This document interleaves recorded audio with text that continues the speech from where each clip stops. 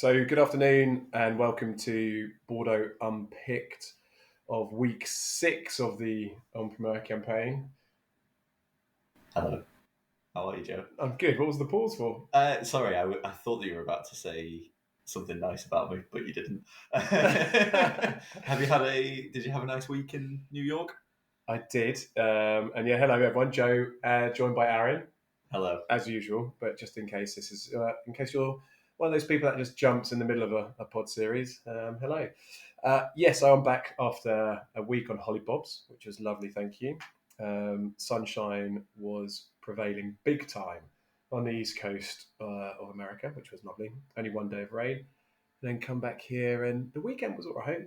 Sunday was pretty tasty here, but sadly, this week has been a bit pants. But it has been a busy week, which we're going to go through. And I think we'll probably have to fly through this episode relatively quickly, like a week flies by perceptually for Mark Ditcham. Normally, by about Tuesday at 5 o'clock, the week's done for him, and it's all too much. So, should we kick off? Do you want to start off with Monday? Let's get into it.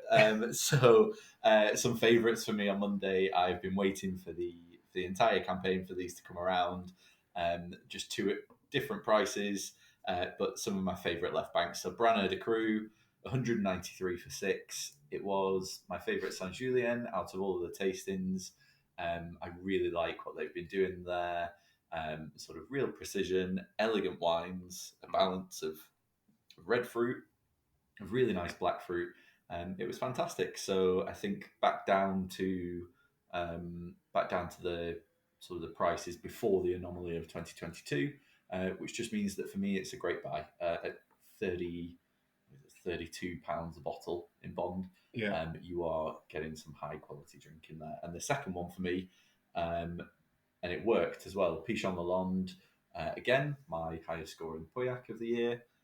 I gave it 18. I thought it was. I wrote in my notes that it was very complete. There was just no hard edges. And it came out at 660 for 6, which makes it more cheaper than any back vintages apart from 14 and 17, which just means everybody got stuck in and it sold. Yeah, absolutely spot on. In terms of the Pichon Lalonde, we discussed it and we mentioned it on this pod before that we were very excited about the release of it coming out. It was a wine we felt, particularly Aaron and I and Mark, when we were sort of, as you recall, part of the beta/echo team, and we scored it 18 to 18 and a half in our own sort of tasting notes, and we were very taken with it. And the fact that it came out at the price of 660 that it did was brilliant. Like Aaron has said, it's just 14 and 17 the only vintages you can buy cheaper. That, for me, my friends, is the way to do this campaign if you really want to see some success with an estate that has quite high production in terms of quantity. So that so far is the sort of the joint leader of the appeal from the releases this week, alongside Margot, which is today, but we'll come on to that in a little bit. As you touched on Branner, I feel it's probably only suitable for me to touch on Gruard Le Rose, which we've had talked about in Bordeaux in the office since, and I'm very fond of it. It's come out at a price which is a bit crap, really. Sorry, excuse the expression. At 358, you can buy pretty much all the vintages except 22 cheaper and 16 maybe, but you can still find some 16 floating around at the same price, which for me, given I'm a big fan of the wine, I was disappointed with, and it's a real shame because I scored it very highly. I thought it was a very classy Saint Julien. I thought it had sort of quite innate resonant power there, but it was very well sort of crafted with finesse. So it's a shame that the price isn't as finessed. It's just another one of those we've discussed this year that the price had to be right to sell the wine, and this falls into that category of price not right, and therefore the wines aren't going to sell. Exactly the same, really, as Chateau Palmer, out at 240 a bottle on Monday. It's just not enough of a reduction, unfortunately.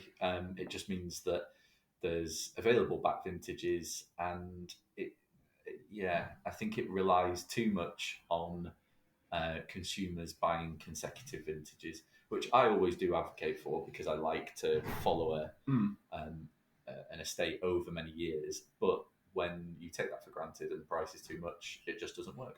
Yeah, Parma. Yeah, they've been to their credit. They've been obstinate for a while by their own admission and their own from their own direction as well. This is a decision they decided they took upon themselves many years ago that they were going to start holding more back. They were going to release at prices they felt were worth their wine. They clearly are making incredibly good Margaux, and it does truly rival Chateau Margaux in certain vintages. So we do still sell a little bit because there's that loyalty there that you spoke about. However, I think this year is probably so far the lowest we've sold, even on the back of that loyalty. So maybe they've pushed it even a bit too far. I don't know. We'll see. But like I said, I don't think they really care. No, it's just one for lovers of the estate. I mean, Tiffany, who works here in marketing, she did a vintage there in 2018. So she was still sort of very keen to buy some. Lucky you. Yeah, I just made sure that she didn't buy it on the joint account. Your own credit card there, please, Tiffany. Yeah. And then so the Tuesday, and that sort of led a busy Monday. There were some other bits and pieces as well that came out, but then Tuesday saw our neighbours across the road from Pichon-Lande with Pichon-Baron. It saw the Denis Duranteau wines, the late Denis Duranteau wines, come out with the Église Clinay, obviously the flagship amongst them. Rouget and Giscourt as well on that day. Rouget, one of your favourites? Yeah, I do like Rouget. I love. In the last 6 years, there's been a lot of changes put in place there. Not only just parcel fermentation, but a whole bunch fermentation experimentations. Looking at, I do know that Edouard almost wants to sort of even do sort of single parcel expressions potentially in Pomerol, which would be very cool. That's, I guess, maybe his Burgundian nature coming through. How that would go down in the amongst the Bordelais, not that well, I suspect. So it may be a bit of time before we see that. But we do certainly taste there when we have before barrels which represent certain parts of the holdings that he has, and it's phenomenal to get a good sense of Pomerol from slightly different topography, slightly different typicity, slightly different bedrocks that he's got running through the holdings of Rouget. But when it's blended together, it does make it's a very classic Pomerol in that terms of generosity is there. I think he gets brilliant aromatic profile on it. In terms of the price, 198. I mean, very reasonable. It's a lovely wine. Okay, 22 will set you back. 22 is more expensive, but 20, 19, 18, 17. Yes, there are a few listings here and there which are slightly cheaper, but when we're talking about wines of this price, I necessarily don't get hung up about it as much because you might be talking £10 a case, £20 a case. It's always interesting talking to Edouard about how he makes the wines at Rouget because he uses whole bunches as well. And he describes layering them into the fermentation vessels as creating a lasagna of bunches, which I just like. I mean, lasagna sounds a lot better than the way other people describe it with whole bunch. So a matrix, really good wines. You like lasagna too? I love lasagna. Right, Pichon-Baron didn't really work, unfortunately, on Tuesday, just because it was still a bit too expensive and just meant that you could find other vintages on the market. But having said that, one of Will Hargrove's wines of the vintage, which he talked about last week. So still the case that Pichon-Baron, AXA Group are making some fantastic wines, and they are quintessential Pauillac. You get that power, you get that real deep black fruit, you get that something other than fruit, that real sort of core of almost like leady notes coming through. It's pretty great. And just moving around, L'Église Clinay, it was some reviewers' wine of the vintage, and even someone said that it was a potential 100-point wine. It does just mean though at 627 for 3, it's just not the most generous. Yeah, indeed. For me, it's so far for the week, it's a contender of the biggest fail, sadly, alongside Gruard Le Rose, really. In terms of price, that is. The wine, I can't actually comment. I didn't taste it. Looking at, the person who's given it potential 100-point wine is Neil Martin. So, this is an influential critic. So that maybe some people might purchase off the back of that. But really, I don't see that should be the lead component to buying this wine. For me, you can buy other vintages equally at the moment, highly regarded, 16, 15, 19, all way below this. I mean, there is only 2 vintages really above it out there going back to, anything with serious age. So Église Clinay, we are Pomerol experts, according to Barry. So we never really like to speak badly of the region, but I think it's one that we would probably recommend to avoid. Out of the whole wines in that range, though, if I was to come up with sort of 4 wines at the end of the vintage that I think that you should drink within the next 10 years, then one of the wines in the range would always be something that I would buy, be it Saint-Thème, be it Le Cruzel, be it Montlandry. They are amazing wines of sort of plush fruit, lots of really nice tannins, loads of black fruit. I just really enjoy all the winemaking there. Yeah, and you know that the quality is inherent. It is, and it's you're talking between sort of 99 and £130 a case type scenario. The effort, the value there is phenomenal. It really is, and they always have been. And so those are wines which some people that we look at, the customers that we look after, are just year in year out have a standing order on some of those wines, because why not? Like, they're just joyous. They drink early, and they're bloody good value. So yeah. There was Giscourt that came out also that day, and I'd like to give it a little mention in that sort of that mid bracket, alongside, I guess, a little bit like Canon, which we'll come on to. I mean, the pricing could have been better. I mean, it should have been better. Unfortunately, I guess I really sort of wanted to mention it because when we tasted, in my head, there's always like a little battle between Kerwan and Giscourt, which one's coming out on top. I always sort of pick them, sort of put them at the same sort of level, and I guess actually on reflection, Kerwan probably is the better value this year, and it did come out with even though I prefer Giscourt slightly. Yeah, I preferred Kerwan. Well, there you go. Thought it was a better price as well. Yeah. I've been doing quite well on the prices, whereas you keep on bigging up the Grave La Rose was such a good pick, wasn't it? But I beg your pardon, Domaine de Chevalier, man. Also, you've got to be right sometimes, Aaron. So I'm glad you are on the occasion. Thank you very much. Very excited yesterday. Calm Haut-Brion released. Yeah. The big win of the week. Yeah, 228 per 3. Everything that is going on at Cotton Haut-Brion at the moment is all pushed towards quality. Guy Seddon wrote it in his notes on the release. Guillaume's taken what used to be a perennial underachiever and made it into a perennial overachiever. The wines are great. I don't think that you'll see anyone as sort of involved with regenerative viticulture as you will at Calm Haut-Brion, and it shows in the wines too. And then to put that on top of it, the price is right as well. 100%. In fact, sorry, earlier on I said the two leading the way were Pichon, Lalonde and Margaux this week, but for some reason I think I've just exhausted of all my Calm Haut-Brion sales. I need to put it out of sight, out of mind. That is the winner. That's the one that's totally leading the race, and it even came below our recommended buy price of 260 to 290. Coming in at 228.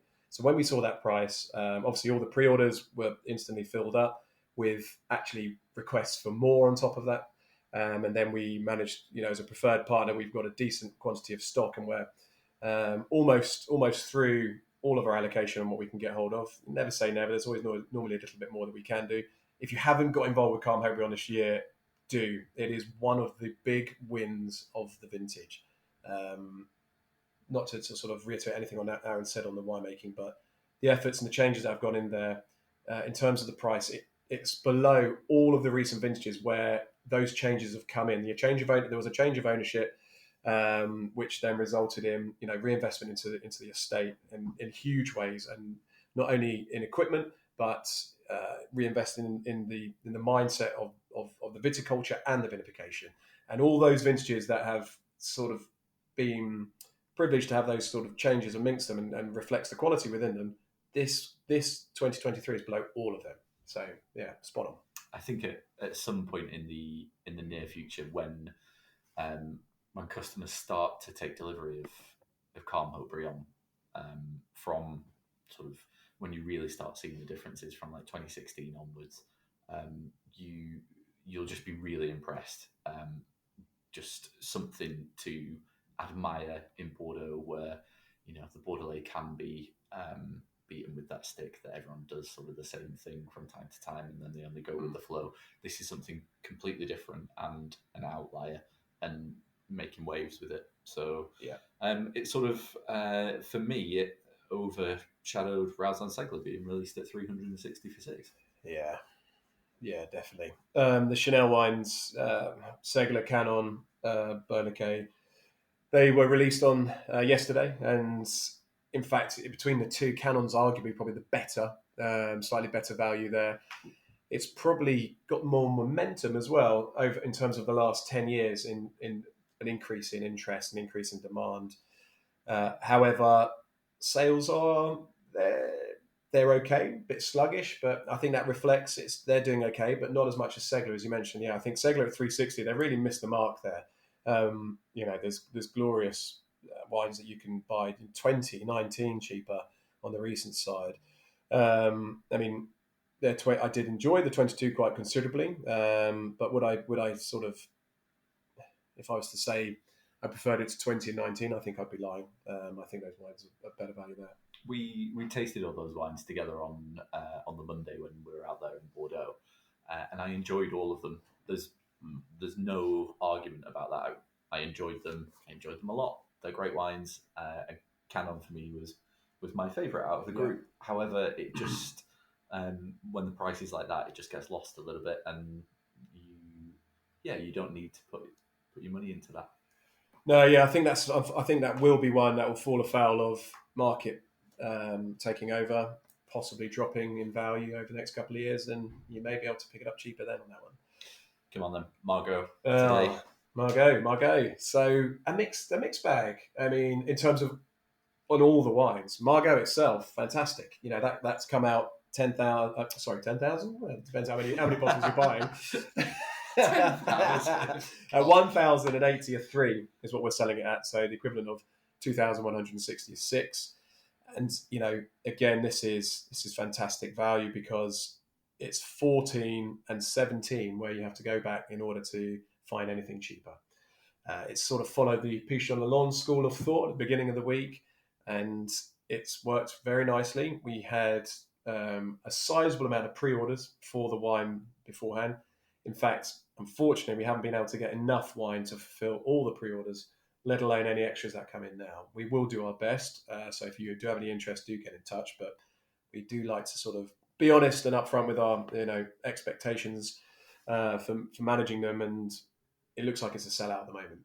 Pavillon Rouge, Pavillon Blanc. Pavillon Rouge, again, fell within our recommended buy price. So that's where it's a nice sort of win once more. What I would love to have seen, given the strength of dry whites this year, it would have been Pavillon Blanc to fall within that recommended buy price, but it was slightly above. Not crazy, so I think it'll still garner some interest. I still think there'll be people there who are willing to take a punt based on the quality of the 21 wines. 23 whites, I beg your pardon. So 1 week off, and figures are all over the shop. The 23 whites, and I think that we'll continue to see a few more purchases there. But on the whole, a real success from Margot. So thank you for that, guys. Yeah, just a great release. Finally, we're sort of into that last first growth. It's one that we've been waiting for, and at this price, at 360 a bottle, it's as exciting as it was when Mouton was released and when Haut Briand was released. Really good price. This is a time to get a first growth.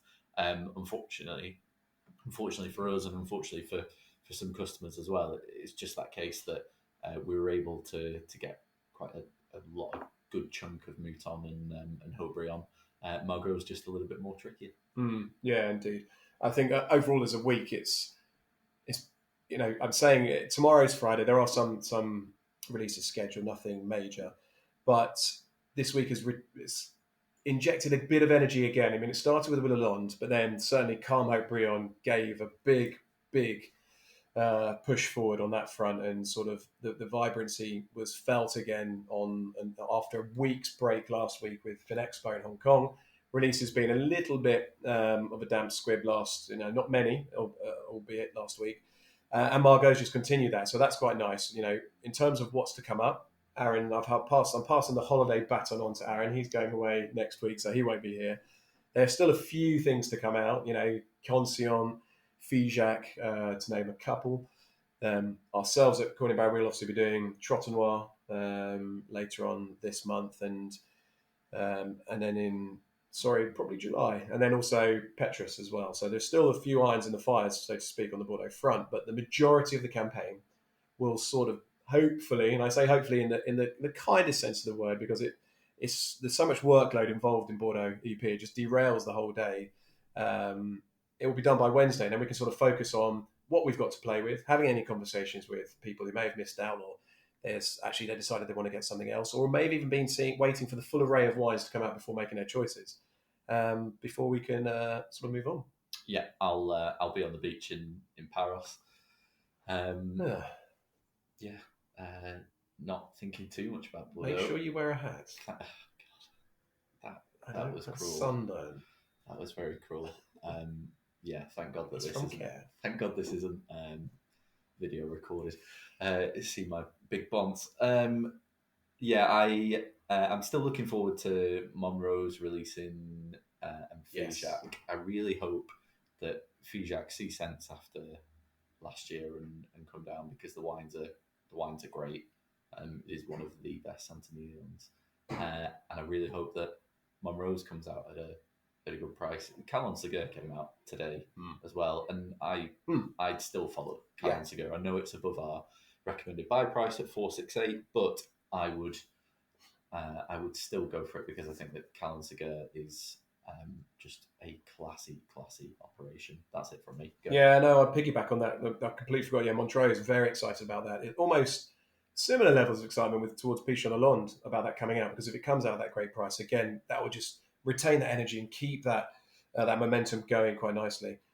On the Calon side, I do, I agree, say that you can be super cynical and be like, oh, look, I can buy 19 cheaper, but, 22, 21, 20, 18, they are all far more expensive. There are some vintages less, but if you like Calon style, and a lot of people do, it's worth just getting a 6-pack.